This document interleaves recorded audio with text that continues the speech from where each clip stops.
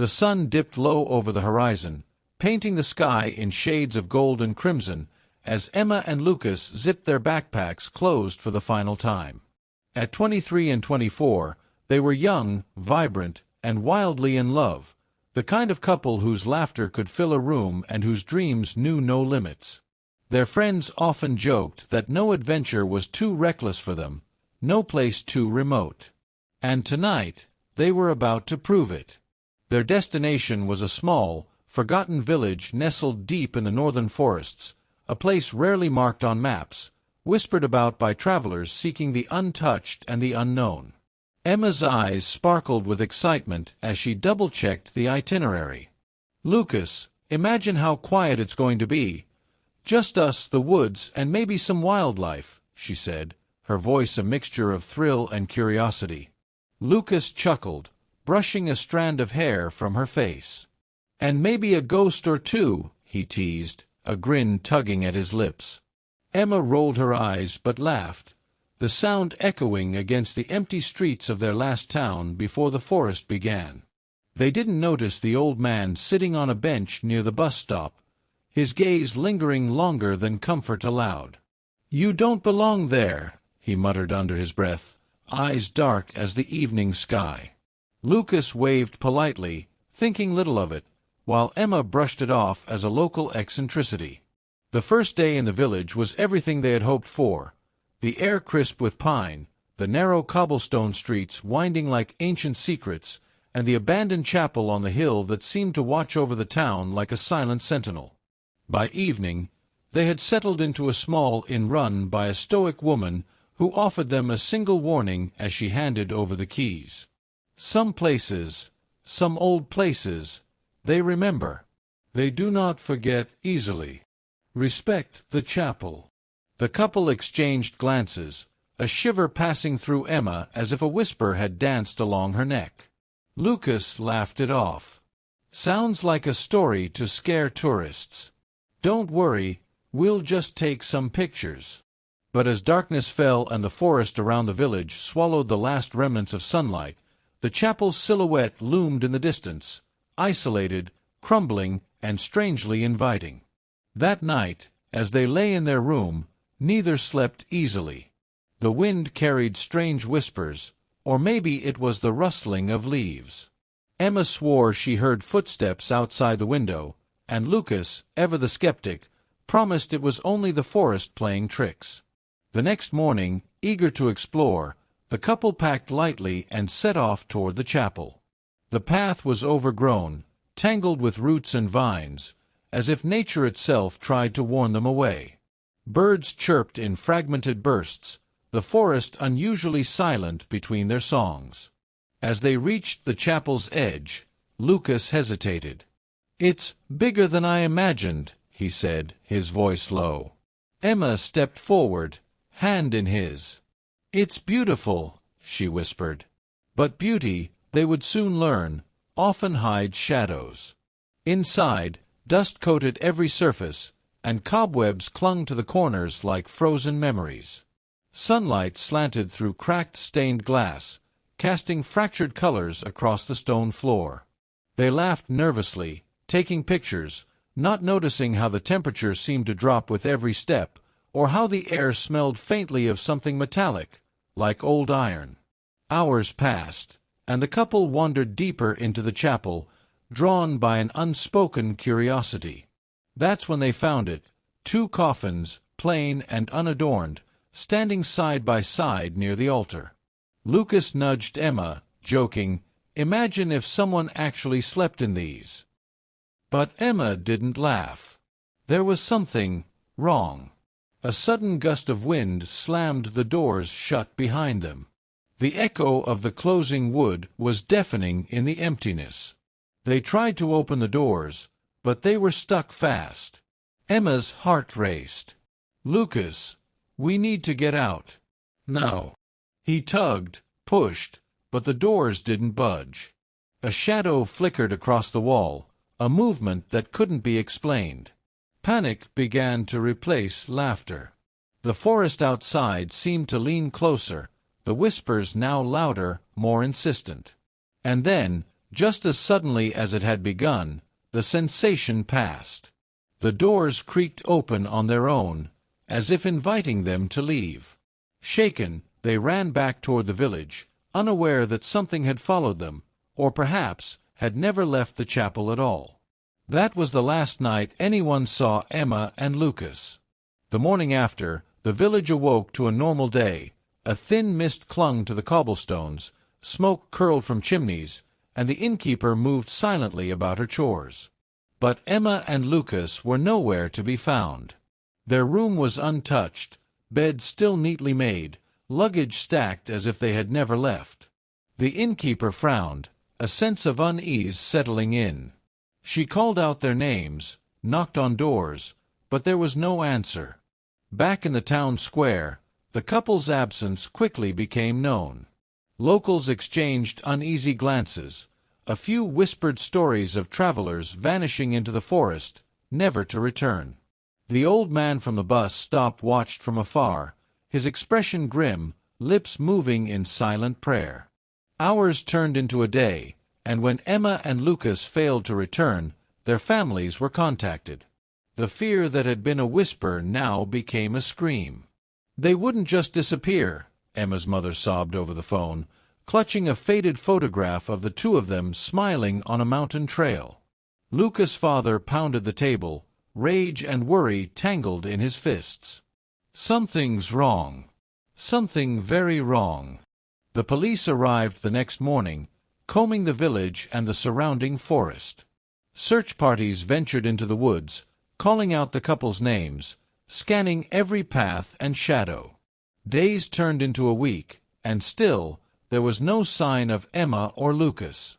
The forest, which had seemed enchanting, now appeared as a labyrinth of endless trees and hidden dangers. Every rustle of leaves, every distant snap of a twig, sent shivers down the spines of those searching. Rumors began to spread. Had they been kidnapped? Was it some ritual tied to the abandoned chapel? Or had they simply wandered off and gotten lost? The locals remained tight-lipped, some too fearful to speak, others perhaps knowing more than they would admit. Meanwhile, the innkeeper locked her doors each night and whispered a prayer for the young couple. "Some places," she murmured to herself, "remember everything, and they do not forget easily." The forest grew darker as autumn deepened. Search efforts became increasingly desperate. Drones hovered over the treetops, flashlights carved paths through the undergrowth, yet the couple remained elusive. Emma and Lucas were not just missing, they seemed to have vanished into another world, leaving only traces of their last cheerful moments, their laughter, their photographs, their dreams, behind. 3 years passed. Families grieved, clinging to memories and old letters. Investigators pored over reports, retraced every possible step, but the trail had long gone cold. Yet the village itself seemed to change in those years, as if haunted by the memory of the couple. The abandoned chapel remained untouched, growing wilder with ivy and moss, its stained glass windows fractured but still catching the sunlight in rainbow patterns. Few dared approach it. Some said it exuded a presence that made the skin crawl, a silent reminder of what had occurred. And then, one rainy morning, a hiker named Marco, seeking solitude, stumbled upon the chapel. The heavy forest seemed to have concealed it from the world, leaving it perfectly preserved in eerie decay. As he pushed open the creaking doors, the sight that met him stopped his breath entirely. 2 coffins, standing side by side near the altar, their lids closed, perfectly ordinary yet impossibly out of place. Something about the air inside, the metallic tang, the cold bite, made his heart race. He almost turned to leave, but curiosity rooted him in place. Slowly, cautiously, he approached the coffins, brushing away the thick layer of dust that covered them. That's when he noticed it. The coffins were empty. Not just partially, but completely. No remains, no trace, nothing but hollow wood. Panic gripped him, but so did an inexplicable sense of reverence. The forest outside rumbled with distant thunder, and the chapel seemed to whisper secrets he was not meant to hear. Marco stumbled back, fumbling for his phone. The words he would utter next would echo through the small village for weeks. "There's something here, inside. 2 coffins. Empty. But I think they were here." And somewhere deep within the walls of the chapel, the silence seemed to answer him. The news of Emma and Lucas's disappearance spread like wildfire. Their families were devastated, clinging to the hope that their children would somehow return. Yet every day brought more despair. Phone calls went unanswered, sightings were reported and disproven, and each lead seemed to dissolve into nothingness. Lucas's father, Michael, barely left the small apartment he shared with his wife. He stared at the walls, covered with maps, photographs, and scribbled notes about the last known movements of his son. "They couldn't have just vanished," he muttered to himself, eyes bloodshot from sleepless nights. "Someone knows something." His voice, usually so strong and commanding, cracked under the weight of hopelessness. Emma's mother, Carol, spent her days scouring social media and travel forums, desperately trying to find any clue, any mention of her daughter. Friends sent messages of support, neighbors offered what little comfort they could, but nothing penetrated the growing numbness. Nights were the worst. She would wake screaming, imagining Emma trapped somewhere, calling for help that never came. The police investigation officially began the morning after the couple failed to return. Officers scoured the village and surrounding forests, questioning locals and tracing every possible route the couple could have taken. They interviewed the innkeeper, who mentioned the chapel, her warnings echoing strangely in their minds. But evidence was scarce. Nothing indicated foul play, yet nothing explained their sudden disappearance. The villagers themselves were divided between fear and suspicion. Some believed the couple had been victims of foul play, warning outsiders to stay away from the chapel. Others whispered about curses, haunted woods, and restless spirits of the abandoned chapel. The old man from the bus stop was often spotted wandering near the village's edge, muttering warnings, but no one paid him much attention anymore. Months turned into years. Search parties continued sporadically, but hope waned. Michael and Carol grew pale and gaunt, the pain of uncertainty slowly consuming them. They clung to each other, unwilling to believe that their children were gone forever.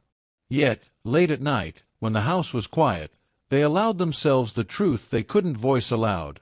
Maybe the forest had swallowed them whole, leaving nothing behind. The media latched onto the story, sensationalizing the mysterious disappearance. Headlines screamed about vanished tourists and the haunted chapel mystery. Amateur sleuths and conspiracy theorists flooded forums with wild theories, ranging from kidnappings to supernatural abductions.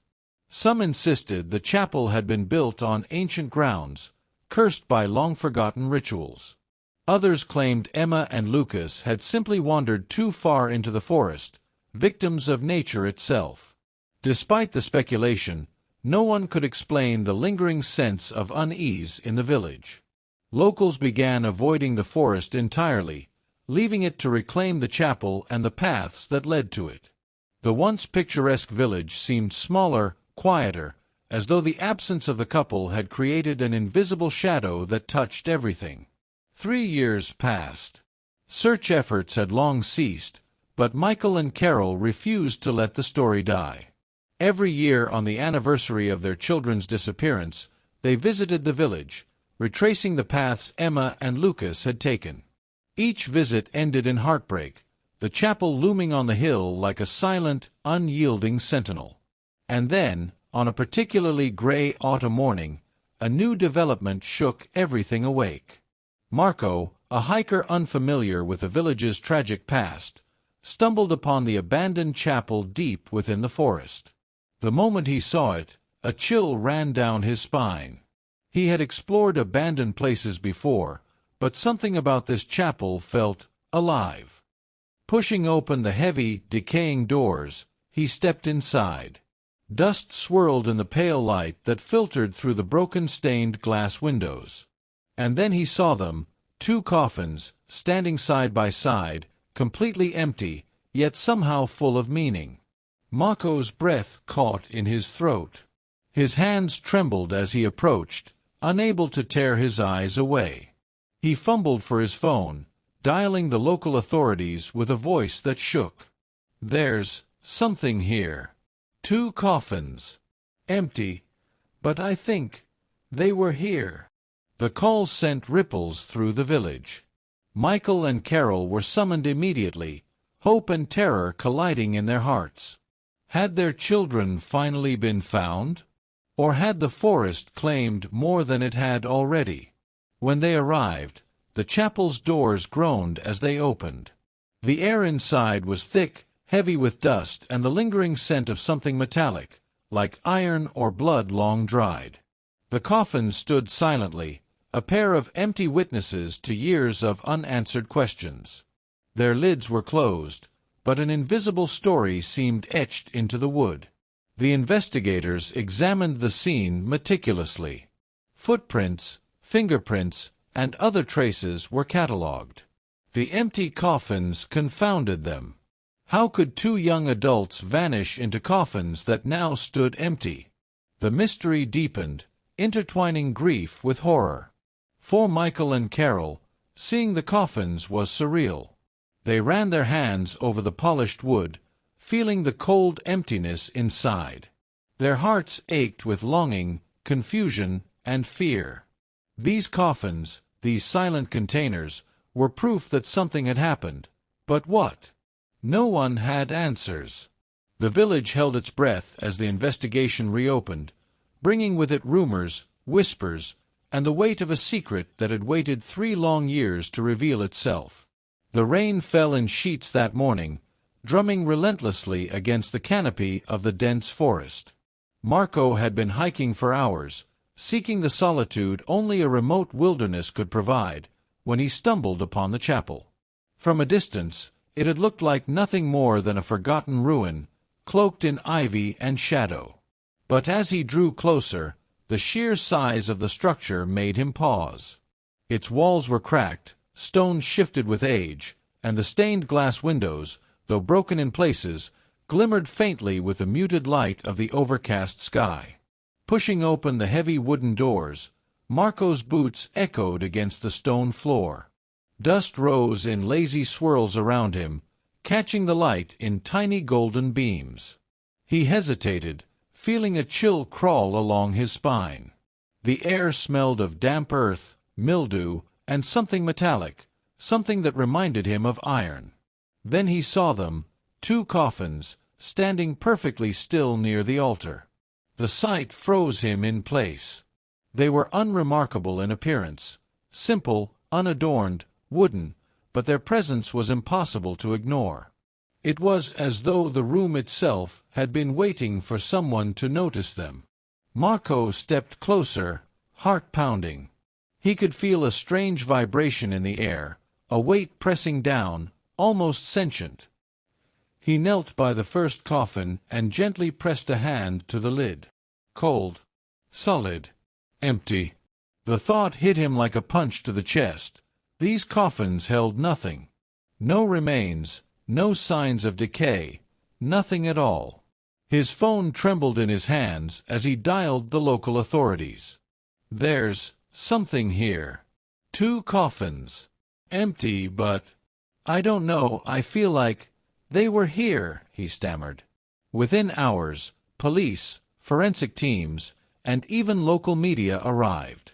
The chapel, once forgotten and overgrown, was now swarming with people, cameras flashing and footsteps echoing against the ancient stone. Michael and Carol, upon hearing the news, rushed to the site. Every step through the forest felt surreal, as if they were moving through a dreamscape, one that existed somewhere between reality and nightmare. The moment they stepped into the chapel, their breaths caught. There, in front of them, stood the coffins. Empty, perfectly intact, unmoving, and yet, somehow, deeply significant. Carol sank to her knees, tears streaming down her face. "Emma! Lucas, is this really you?" she whispered, voice breaking. Michael gripped her hand tightly, swallowing back sobs as he ran his fingers along the polished wood. There was no warmth, no comfort, only the cold reality of absence. Investigators examined the scene with meticulous care. Dust samples, fingerprints, footprints, and environmental readings were taken. Forensic analysis confirmed the impossible. The coffins had been there for years, yet there was no trace of human remains. Yet subtle signs suggested that the coffins had indeed held someone, or something. Slight indentations in the wood, residual traces of organic matter too faint to analyze, and the odd alignment of the coffins with the chapel's altar hinted at a story that had never been told. The media quickly descended on the village, sensationalizing every detail. The story of the vanished tourist couple and the empty coffins captured headlines worldwide. Speculation ran rampant. Some claimed the chapel was cursed, others whispered about clandestine rituals or supernatural intervention. Theories ranged from the absurd to the terrifying, each more implausible than the last, but none could explain the cold, silent truth standing before them. For the villagers, the chapel became a place of fear and fascination. No one dared enter it willingly. The forest surrounding it seemed darker, more oppressive, as though it had been waiting patiently for the world to take notice. Meanwhile, Michael and Carol confronted the authorities with desperate questions. How can this be?" Michael demanded, voice trembling with anger and grief. "Our children, they were here. We saw them last. These coffins, how can they be empty?" Investigators had no answers. All they could confirm was that the coffins had been there for years, untouched by the elements, yet devoid of any human remains. It was as though the couple had vanished a second time, first from the forest, then from the very vessels meant to contain them. As night fell, the chapel stood in silence.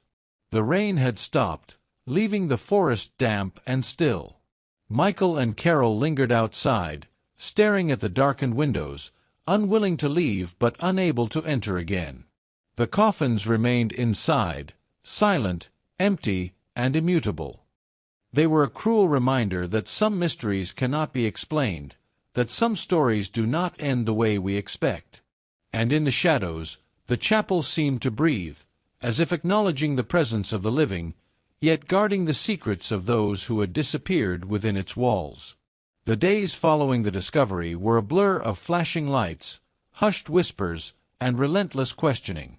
Investigators combed through every inch of the chapel, every footprint, every fiber of dust. Forensic teams worked tirelessly, yet the more they examined, the deeper the mystery grew. There were no signs of struggle, no hidden passageways, and no human remains, just the two coffins, silent and impossibly empty. Michael and Carol refused to leave the village. Every day, they returned to the chapel, staring at the empty coffins as though their presence might somehow conjure Emma and Lucas back into the world. The pain in their hearts was a living thing, raw and unyielding. Carol often knelt beside the coffins, hands pressed against the cold wood, whispering their names over and over. "Emma, Lucas, come back to us. Please." The authorities were at a loss. Every conventional theory, theft, kidnapping, murder, crumbled under the impossibility of the evidence. No forensic trace of the couple could be found, yet subtle clues suggested that they had once been there. Faint traces of organic matter too small to analyze, slight indentations in the coffin lids, the alignment of the coffins with the chapel's altar, it all hinted at a story that defied reason. Local legend began to surface, whispered among the villagers in fearful tones. The chapel, it was said, had once been the site of a mysterious cult centuries ago. Travelers who vanished in the surrounding forests were believed to have been claimed by the chapel, taken as offerings to powers beyond human comprehension. Though many dismissed it as superstition, the timing and the empty coffins made even skeptics pause. The media sensationalized every theory. Headlines screamed of supernatural abductions, haunted chapel horror, and the vanishing of Emma and Lucas. The world watched, fascinated and horrified, as the mystery deepened. Every day brought new speculation, new theories, but no answers. Michael refused to give up. One evening, he returned to the chapel alone, standing in the fading light, his fingers brushing the empty lids. He whispered to the shadows, "If they're here, if they're still here, show me." For a long moment, nothing stirred. And then, a faint, almost imperceptible sound echoed in the stone walls. A whisper, a laugh, the ghost of a memory. Carol arrived moments later, drawn by an unexplainable pull. Together, they pressed their hands to the coffins, tears streaming, hearts breaking, yet somewhere deep inside, hope lingered. Maybe they're not gone," she murmured. Investigators, unable to explain the phenomenon, eventually documented their findings and left. The chapel remained untouched, a silent monument to the impossible. Marco, the hiker who had first discovered it, left the forest with stories he could barely articulate, haunted by the memory of the coffins and the chilling stillness of the chapel. Time moved forward, yet the empty coffins remained. Michael and Carol eventually returned home, forever changed. They had no answers, no closure, only the cruel knowledge that their children had been there, and yet had vanished again, leaving behind only echoes. The village itself remained wary. Locals avoided the chapel, leaving it to crumble slowly under the weight of its secrets. Travelers came and went, some drawn by curiosity, others fleeing from rumors and fear. And through it all, the chapel stood, silent, mysterious, and eternal, watching over the forest and guarding the fate of Emma and Lucas. Years later, those who passed by the forest spoke of a strange feeling, as if the air itself remembered the vanished couple. Some claimed that, on quiet nights, you could hear laughter mingled with whispers, fleeting glimpses of two figures walking hand in hand among the shadows. No one could confirm the truth, but one thing was certain: the empty coffins remained, timeless witnesses to a disappearance that defied explanation. The story of Emma and Lucas became legend, a chilling reminder that some mysteries cannot be solved, some absences cannot be filled, and some places, like the abandoned chapel, remember everything, refusing to let go.